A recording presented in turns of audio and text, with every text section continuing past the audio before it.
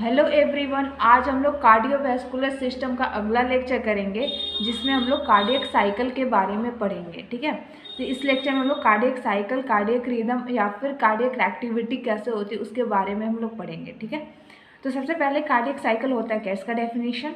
The cardiac cycle refers to a series of electrical and mechanical events. ठीक है, इसमें electrical और mechanical events दोनों इंक्लूड रहते हैं। इलेक्ट्रिकल इट मीन्स कि इसमें इम्पल्स जनरेट होता है, और मैकेनिकल इट मीन्स मसल्स का कॉन्ट्रैक्शन और रिलैक्सेशन होता है, जो कि मैकेनिकल इवेंट कहलाएगा। ठीक है, तो दोनों चीज़ इन्वॉल्व होता है, इलेक्ट्रिकल और मैकेनिकल। ठीक है, that occurs cyclically from beginning of one heart beat. अगर एक हार्ट बीट शुरू हो रहा है वहाँ से लेकर दूसरा हार्ट बीट शुरू होने से पहले तक एक कार्डियक साइकिल कहलाता है। ठीक है, पहला हार्ट बीट शुरू हुआ वहाँ से लेकर दूसरा हार्ट बीट जो शुरू होने का तक का टाइम है, उसको वहाँ तक का रेंज लेकर उसको हम लोग बोलते हैं वन कार्डियक साइकिल, जिसमें इलेक्ट्रिकल और मैकेनिकल इवेंट दोनों इन्वॉल्व रहते हैं। ठीक है, अब हम देखेंगे ड्यूरेशन ऑफ कार्डियक साइकिल। एक ड्यूरेशन कितनी होती है, एक कार्डियक साइकिल का ड्यूरेशन 0.8 सेकेंड। ठीक है, अब इसको हम कैलकुलेट कैसे करते हैं। हमारा जो हार्ट बीट है, नॉर्मल हार्ट बीट, वो 22 बीट्स पर मिनट होता है। ठीक है, 22 बीट्स पर मिनट। एक मिनट में कितना सेकेंड होता है, 60 सेकेंड। ठीक है, 60 सेकेंड, तो हमको सेकेंड में ही फाइंड आउट करना है। तो 72 बीट्स जो है 60 सेकेंड में, तो एक बीट के लिए कितना हो जाएगा, 60/72, जो कि अप्रॉक्स 0.8 सेकेंड के बराबर आता है। ठीक है, तो इस तरह से हम निकालते हैं कि एक बीट जो है वो कितने देर के लिए होती है, एक हार्ट बीट कितने देर के लिए होती है, 0.8 सेकेंड। ठीक है, अब इस 0.8 सेकेंड भी जो है वो प्रॉपर डिवीजन रहती है। इसमें बहुत सारी इवेंट्स होते हैं। ठीक है, 0.8 सेकेंड में आर्टियल सिस्टॉल जो कि 0.1 सेकेंड का होता है, वेंट्रिकुलर सिस्टॉल 0.3 सेकेंड का, कंप्लीट कार्डियक डायस्टॉल 0.4 सेकेंड का। अब देखिए यहाँ पे जो हम देखते हैं सिस्टॉल जो है, सिस्टॉल का मतलब होता है कॉन्ट्रैक्शन, सिस्टॉल का मतलब कॉन्ट्रैक्शन। ठीक है, और डायस्टॉल का मतलब डायस्टॉल डायस्टॉल का मतलब होता है रिलैक्सेशन। ठीक है, रिलैक्सेशन। सिस्टॉल का मतलब कॉन्ट्रैक्शन। इसमें आर्टियल सिस्टॉल का मतलब कि आर्टियर जो है, आर्ट्रियम जो है वो कॉन्ट्रैक्ट करेगी, वो और कॉन्ट्रैक्ट जब करती है तो वो ब्लड नीचे की तरफ वेंट्रिकल में भेजती है। ठीक है, तो वो जो इवेंट होता है वो 0.1 सेकेंड के लिए होता है। ठीक है, वेंट्रिकुलर सिस्टॉल, इसमें वेंट्रिकल कॉन्ट्रैक्ट करती है, तो जब वेंट्रिकल कॉन्ट्रैक्ट करती है तो वो ब्लड वेसल्स वगैरह में ब्लड को फ्लो कराती है, ब्लड वेसल्स वगैरह में ब्लड को फ्लो कराती है, जैसे एरोटा, पल्मोनरी वेन वगैरह में। ठीक है, तो ये क्या हो गया, वेंट्रिकुलर सिस्टॉल। ठीक है, अब कंप्लीट कार्डियक डायस्टॉल का मतलब हो गया, मैं इसके बारे में 1 बाई 1 बताने वाली हूँ। कंप्लीट कार्डियक डायस्टॉल का मतलब हो गया, जो कि 0.4 सेकेंड के लिए होता है, कि पूरा कार्डियक रिलैक्स पोजीशन में है। 0.4 सेकेंड के लिए हमारा पूरा जो हार्ट होता है ना, चारों चैम्बर, वो रिलैक्स रहता है। ठीक है, एकदम रिलैक्स रहेगा, उसमें कोई कॉन्ट्रैक्शन नहीं होगा, रिलैक्स पोजीशन में रहेगा, तो कहलाता है कंप्लीट कार्डियक डायस्टॉल। अब यहाँ से देखिए एक चीज़, कि जब एक बार आर्टियल यहाँ पे कॉन्ट्रैक्ट हो रहा है, ठीक है, तो कॉन्ट्रैक्ट 0.8 सेकेंड में से 0.1 सेकेंड के लिए वो कॉन्ट्रैक्ट हो रहा है, तो बाकी टाइम वो रिलैक्स मोड में है। इसका मतलब क्या हुआ कि 0.7 सेकेंड तक वो क्या है, रिलैक्स है, सिर्फ 0.1 सेकेंड के लिए वो कॉन्ट्रैक्शन में है। ठीक है, तो आर्टियल डायस्टॉल कितना हो जाएगा, आर्टियल हमारा डायस्टॉल हो जाएगा 0.8 माइनस आर्टियल सिस्टॉल। ठीक है, जो कि आएगा 0.1, 0.7 आएगा। ठीक है, क्योंकि जो आर्टियल सिस्टॉल है वो 0.1 ही सेकेंड के लिए कॉन्ट्रैक्ट कर रहा है हमारा आर्ट्रियम। ठीक है, बाकी समय तो रिलैक्स स्टेज में है, तो डायस्टॉल किस चीज़ को दर्शाता है, रिलैक्स के लिए। ठीक है, अब यह वेंट्रिकल सिस्टॉल जो देख रहे हैं 0.3 सेकेंड के लिए, वेंट्रिकल जो है हमारा कॉन्ट्रैक्ट कितने देर के लिए कर रहा है, 0.3 सेकेंड के लिए, तो डायस्टॉल वो कितने देर के लिए रहेगा, तो 0.8 में से हम घटा के देखेंगे 0.5 सेकेंड के लिए वो रिलैक्स मोड में रहेगा। ठीक है, रिलैक्स पोजीशन में रहेगा। अब यहाँ देखिए, ये आर्टियल सिस्टॉल 0.1, वेंट्रिकल सिस्टॉल 0.3 और कंप्लीट कार्डियक डायस्टॉल कितने हैं, 0.4। इन सबको ऐड करेंगे तो हमारा एक कार्डियक साइकिल का टाइम निकल के आ जाएगा 0.8 सेकेंड। ठीक है, समझ में आया। आर्टियल डायस्टॉल कितने देर का होता है, 0.7 सेकेंड के, 0.7, और वेंट्रिकल डायस्टॉल 0.5 सेकेंड के लिए। ठीक है, अब हम लोग नेक्स्ट देखते हैं,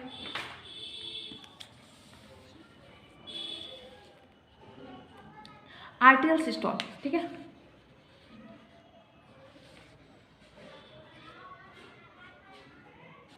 अब हम लोग देखेंगे आर्टियल सिस्टोल, ठीक है। आर्टियल सिस्टोल कितने देर के लिए था, 0.1 सेकेंड के लिए हम लोग पीछे देख चुके हैं। इस टाइम क्या होता है कि आर्टियल हमारा कॉन्ट्रैक्ट करता है, ठीक है, उससे प्रेशर इंक्रीज होने लगता है। जब उसमें प्रेशर इंक्रीज होगा तो उसमें का जो ब्लड है वो वेंट्रिकल में फ्लो होने लगेगा, ठीक है। तो उस टाइम क्या होता है कि जो ट्राइकस्पिड और बाइकस्पिड वाल्व होता है जो एट्रियम और वेंट्रिकल के बीच में रहता है, एट्रियम और वेंट्रिकल के बीच में जो ये वाल्व होता है ये खुला रहता है, ओपन रहता है, ताकि यहाँ से ब्लड जो है नीचे की तरफ वेंट्रिकल की तरफ फ्लो करता है। तो इस दौरान 20% जो होता है वेंट्रिकल इनफ्लो होता है, मतलब 20% ब्लड जो होता है 20% वेंट्रिकल जो है फ्लो कर भर जाता है। किसकी वजह से, आर्टियल सिस्टोल, यानी जब आर्टरी में कॉन्ट्रैक्शन होता है तो 20% वेंट्रिकल इनफ्लो होता है, ठीक है। इसको हम लोग प्राइमर पंप बोलते हैं, क्योंकि सबसे पहले यहीं पे कॉन्ट्रैक्शन होता है तब जाके वेंट्रिकल का कॉन्ट्रैक्शन होगा, तो इसको हम लोग प्राइमर पंप बोलते हैं। इसमें ट्राइकस्पिड वाल्व और बाइकस्पिड वाल्व दोनों खुला रहता है, ठीक है। आर्टरियो वेंट्रिकल वाल्व, ये दोनों कौन सी वाल्व है, आर्टरियो वेंट्रिकल वाल्व, आर्टरियो वेंट्रिकल वाल्व, ये जो रहता है वो ओपन रहता है, खुला रहता है, ठीक है। अब आता है वेंट्रिकल सिस्टोल। वेंट्रिकल सिस्टोल में ये 0.3 सेकेंड के लिए रहता है और इसमें एक 3 फेज होता है, ठीक है, 3 फेज रहता है इसमें। पहला आइसोवॉल्यूमेट्रिक कॉन्ट्रैक्शन फेज, दूसरा इजेक्शन फेज, ठीक है। इजेक्शन फेज को फिर 2 पार्ट में डिवाइड किया है, फेज ऑफ रैपिड इजेक्शन और रिड्यूस इजेक्शन फेज, ठीक है। 3 फेज होते हैं। आइसोवॉल्यूमेट्रिक कॉन्ट्रैक्शन फेज में क्या है, इसमें क्या है, बिगिनिंग ऑफ वेंट्रिकल कॉन्ट्रैक्शन, इसमें वेंट्रिकल जस्ट अभी कॉन्ट्रैक्ट करना स्टार्ट करता है। इस फेज में वेंट्रिकल जस्ट कॉन्ट्रैक्ट करना स्टार्ट करता है, जो कि 0.05 सेकेंड के लिए होता है, ठीक है। इसमें एवी वाल्व जो रहता है, ऊपर का जो वाल्व है एवी वाल्व, आर्टरियो वेंट्रिकल वाल्व, यानी बाइकस्पिड और ट्राइकस्पिड वाल्व खुली हुई रहती है, ठीक है, खुली हुई रहती है, वहाँ से भी ब्लड फ्लो चलता रहता है। सेमिलुनर वाल्व क्लोज रहती है। सेमिलुनर वाल्व होती है जो कि यहाँ पे मैं लिख देती हूँ, ठीक है, यहाँ नीचे सेमिलूनर वाल्व। सेमिलूनर वाल्व जो होती है वो वेंट्रिकल और ब्लड वेसल्स के बीच में होती है, ब्लड वेसल्स के बीच में, ठीक है, ताकि बैक फ्लो ना हो पाए, ब्लड का बैक फ्लो ना हो पाए, उसकी वजह से वहाँ पे वाल्व होती है ताकि बैक फ्लो ना हो पाए ब्लड का, ठीक है।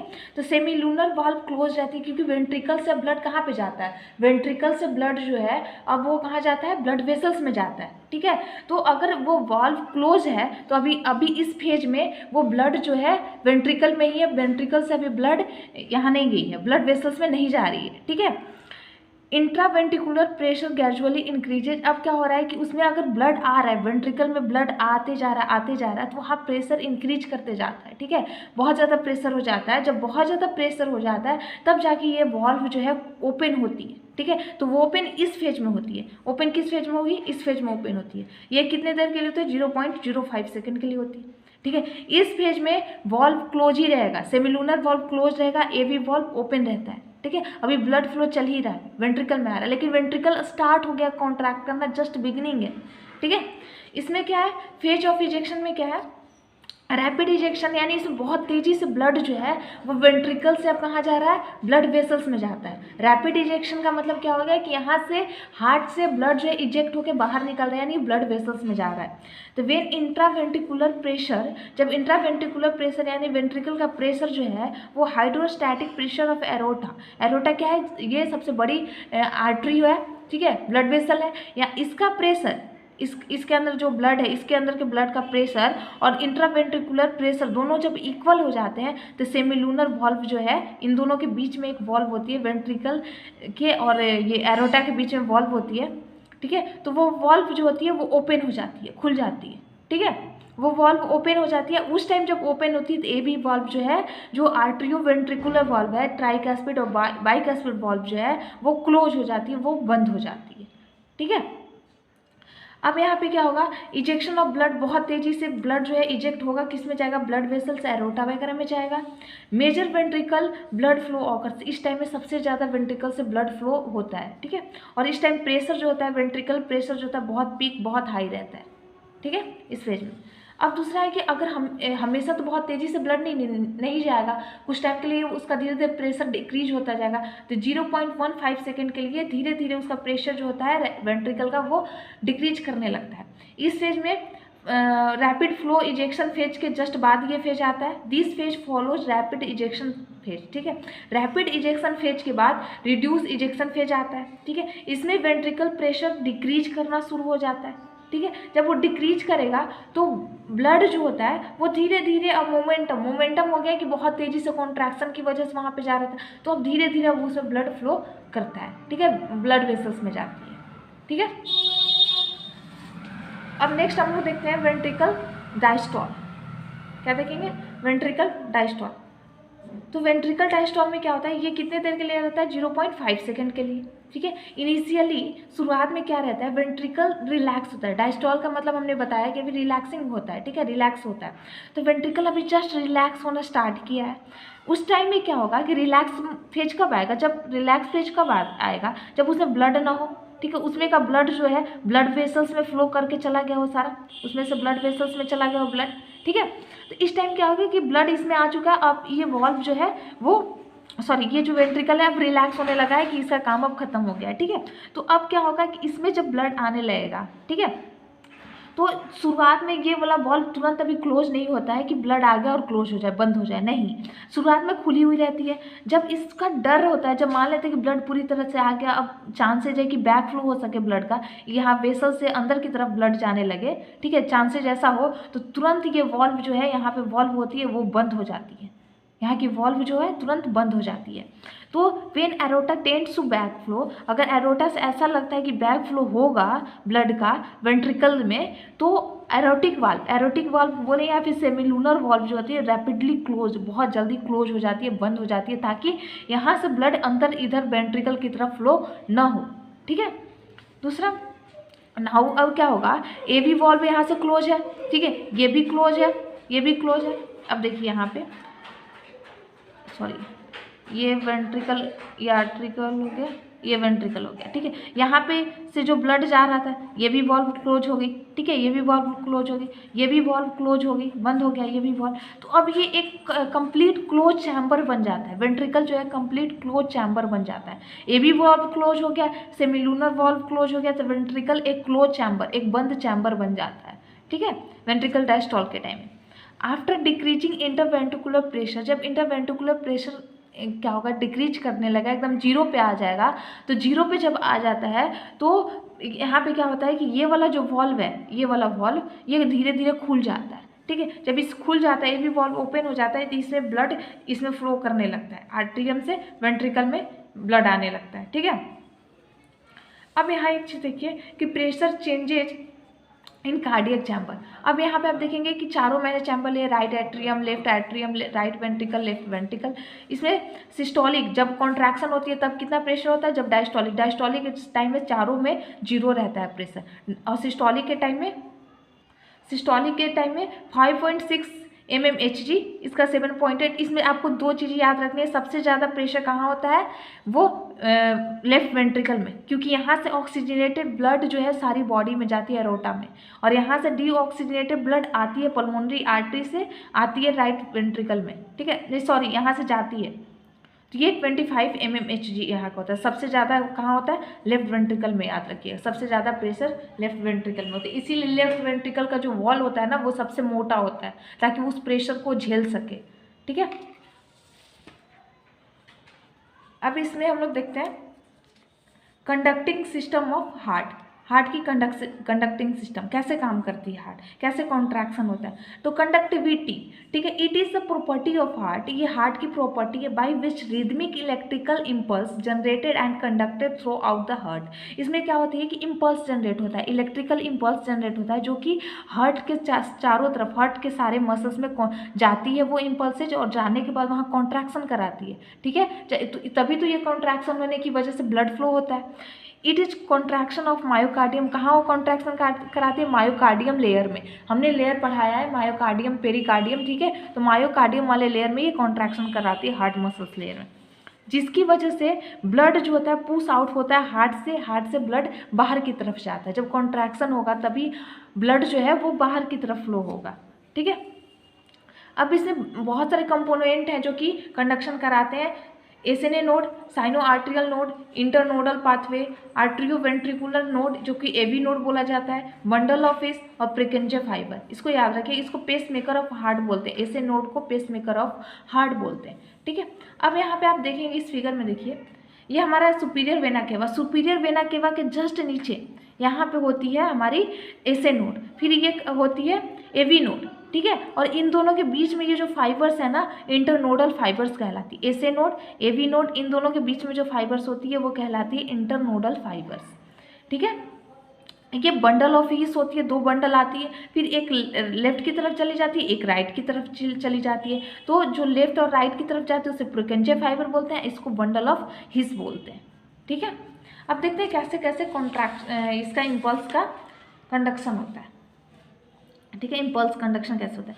एसे नोड जस्ट कहाँ नीचे होता है, राइट एट्रियम में होता है, just opening of superior vena cava. अभी मैंने फिगर में दिखाया कि ऊपर में ये जो सुपीरियर वेना केवा है, ये जो सुपीरियर वेना केवा है, या इसके जस्ट नीचे जो ओपनिंग है वहीं पे होती है हमारी एसे नोड होती है, राइट एट्रियम में होती है, ठीक है। एवी नोड कहाँ होती है, एवी नोड पोस्टेरियर में होती है, पीछे में, हार्ट के पीछे पीछे होती है, ठीक है। पोस्टेरियर एरिया में होती है, एंटेरियर में नहीं होती है। ये भी राइट एट्रियम में होती है, ठीक है। इंटर आर्टरियल सेप्टम के जस्ट पास होती है, ठीक है। दोनों आर्टरी है ना, ये एक आर्टरी, ये दूसरी आर्टरी, ठीक है। इन दोनों आर्टरी के जस्ट पास यहाँ पे होती है और पोस्टेरियर पीछे साइड में होती है, ठीक है। अब यहाँ पे देखिए इम्पल्स कहाँ से जनरेट होता है, एसे नोड से। एसे नोड से जो इम्पल्स जनरेट होता है वो राइट आर्टरियम लेफ्ट आर्टरियम में चली जाती है, ठीक है, आर्टरियम, ठीक है।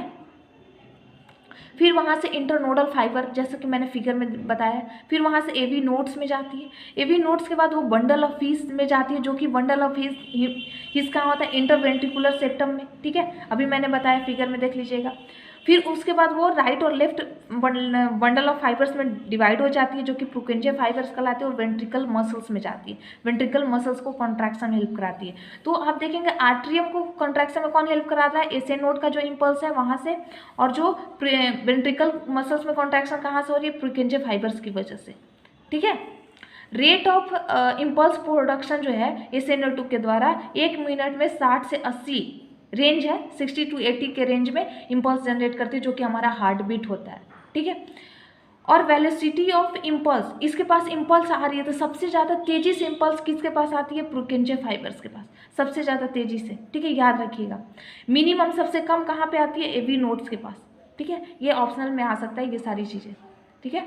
तो आज के लिए बस इतना ही। अगर आपको ये लेक्चर और नोट्स पसंद आई हो तो प्लीज़ चैनल को लाइक एंड सब्सक्राइब करें और ज़्यादा से ज़्यादा शेयर करें, ताकि मुझे मोटिवेशन मिले आगे और नेक्स्ट चैप्टर वगैरह के लेक्चर को बनाने के लिए। अभी इसमें आगे मैं ECG के बारे में बताऊंगी, ECG ग्राफ वगैरह के बारे में। तो अगर आपको ये लेक्चर पसंद आई होगी तो प्लीज़ चैनल को लाइक एंड सब्सक्राइब करें। Thank you very much.